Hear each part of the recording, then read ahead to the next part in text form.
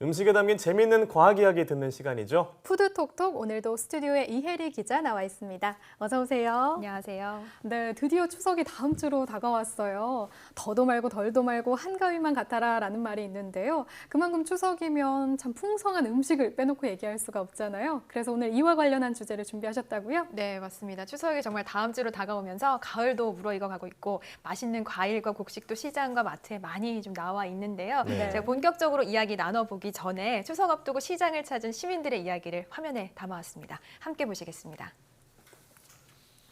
이제 추석을 맞이해서 지금 송편을 많이 만들고 있거든요. 송편 많이 만들어 놨으니까 시장으로 오셔서 떡 많이 사가시기 바랍니다. 그냥 사우들 주려고 게장도 담고 부침개도 하고 송편도 하고 다 해요. 기분 좋게 해서 행복하게 먹어야지 뭐. 송편도 한 대박 빠다가 만들고 빈대떡도 녹두 갈아서 부치고 갈비찜도 하고 나물도 하고 우리 먹을 가족들이 먹을 거 다 해. 건강을 위해서 그냥 정성껏 만들어 먹는 거야. 네, 가족들이나 친척 생각하는 마음이 여기까지 느껴지는데요. 그렇죠.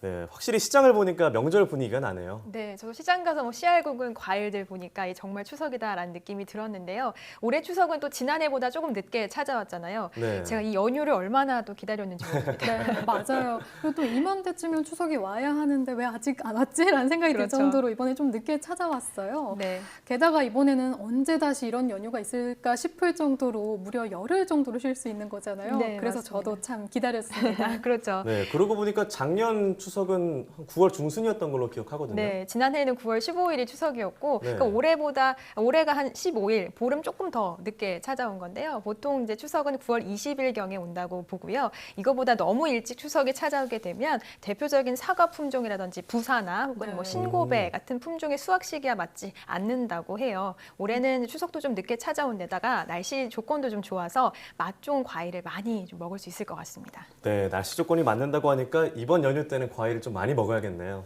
네, 그리고 과일이나 곡식이 잘 익으려면 날씨가 중요하다고 들었는데요. 올해는 큰 태풍도 없었고 괜찮았던 것 같은데요. 네, 얼마 전에 뭐 충주 지역에 일부 우박 피해가 있긴 했지만 네. 전반적으로 괜찮은 편이었습니다. 역시 이제 품질 좋은 과일이 많이 생산이 되려면 날씨가 가장 중요한데요. 날씨 조건들 중에서도 일조량이 가장 중요합니다.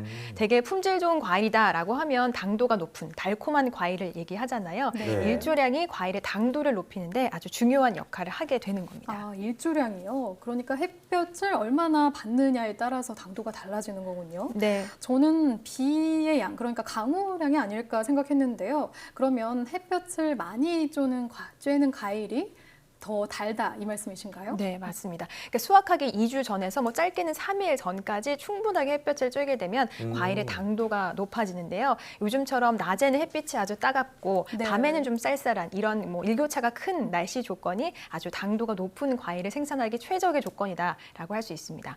가을을 보통 뭐 결실의 계절이다라고 얘기를 하는데 네. 날씨 조건만으로도 충분히 그 이유가 설명되는 것 같아요. 네, 그러니까 비가 오거나 태풍이 오면 일조량이 떨어져서 과수원 농가에는 피해가 크겠네요. 네, 그렇습니다. 그런데 이제 일반적으로 6월에서 7월에 비가 많이 오는 거는 과일의 당도와 큰 영향이 없어요. 보통 수확하기 전에 짧게는 3일에서 5일 정도만 충분하게 햇볕을 쬐도 당도가 올라가기 때문에 이 시기의 날씨 조건, 일조량이 아주 중요하다라고 볼 수 있습니다. 그렇군요. 그러면 과일이 햇볕을 쬐는 과정에서 어떻게 해서 당도가 높아지는지가 궁금한데요. 네, 다 아시다시피 식물은 이제 햇빛을 잎에서 받아서 광합성 작용을 하잖아요. 네, 그렇죠. 광합성 작용을 하면서 탄수화물이 만들어지는데 당이 이제 이 탄수화물의 일종인 거죠. 네. 그래서 이렇게 만들어진 당이 과일에 전달이 되는 건데요. 뭐 생각해 보면 잎이 아주 많은 나무에는 아주 달콤한 과일이 열리게 된다라고 볼 수도 있을 것 같아요. 아, 그런데 저희가 일일이 이게 단 것인지 먹어보고 살 수도 없는 거고요. 어떻게 구매할 때 팁 같은 게 있을까요? 네, 맞습니다. 사과와 배를 놓고 좀 설명을 드리자면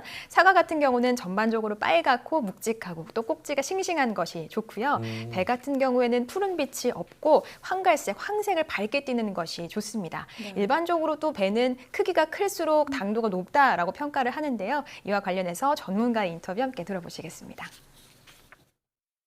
추석용 사과라고 하면 빨갛다고 해서 너무 이렇게 혼탁한 그 빨간색들이 있거든요. 약간 검은빛 띠는 이런 것들보다는 약간 선분홍빛으로라고 해서 좀 밝은 그런 빨간색을 띠는 그런 사과가 좀 괜찮은 사과라고 볼 수 있을 것 같아요.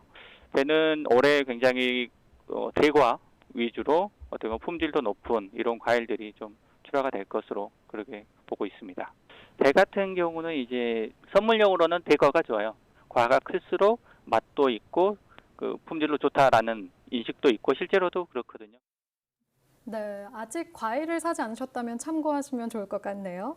저는 추석에 좋은 게 이렇게 싱싱한 과일도 바로 맛볼 수 있고 또 햇밤이나 햇살처럼 그 해에 난 것들을 맛있게 먹을 수가 있어서 참 좋더라고요.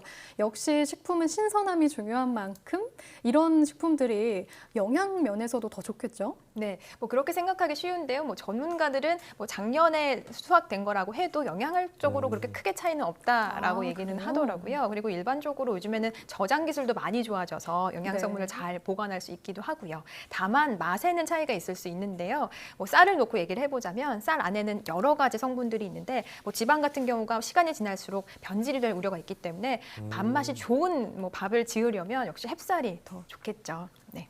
네, 햅쌀 이야기가 나와서 하는 말인데 햅쌀로만은 송편을 또 얘기 안 할 수가 없잖아요. 네, 벌써부터 그렇죠. 군침이 도는데요.